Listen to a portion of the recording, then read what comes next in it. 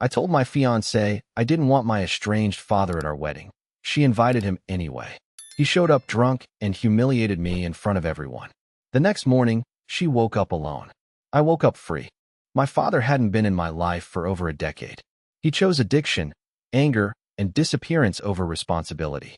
When I was 12, he missed my birthday and showed up 3 days later with a black eye and a new woman. When I was 16, he disappeared for good. No calls, no letters, just silence.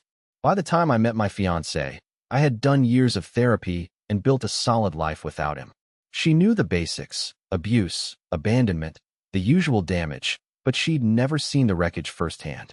Her family was tight-knit, traditional, believed everyone could be fixed with love. I appreciated her optimism, but I also knew reality. When we got engaged, I was clear about one thing. My father wasn't to be involved. Not invited. Not informed. Nothing. I didn't care about redemption arcs or symbolic gestures.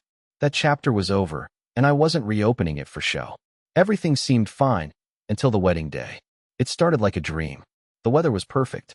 The venue looked amazing. Friends and family gathered, laughing and hugging, music drifting through the air. Then I saw him. Older, heavier, but unmistakable. Red-eyed, swaying slightly, grinning like he belonged there. I locked eyes with my fiancée across the crowd, and in that second, I knew. She'd invited him. Behind my back. Her excuse wouldn't matter. The damage was already spreading.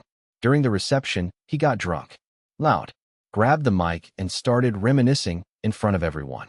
Old stories twisted into jokes at my expense. He called me soft. Mocked my emotions. Said the only reason I turned out okay was because he left. Laughter died in the room. I stood there, frozen, humiliated, rage flooding every nerve. I didn't explode. I didn't make a scene. I just walked out. No one followed. That night, I packed a small bag and checked into a hotel. I stared at the ceiling, thinking about every time I'd tried to explain my boundaries and how easily they'd been ignored when it was inconvenient for someone else's fairy tale. The next morning, she woke up alone. I'd left my ring on the dresser. No note. No drama. Just silence, like the kind my father left me with all those years ago. I haven't seen either of them since. I filed for annulment that week. Some friends tried to mediate, said I was overreacting, but they didn't grow up in my skin.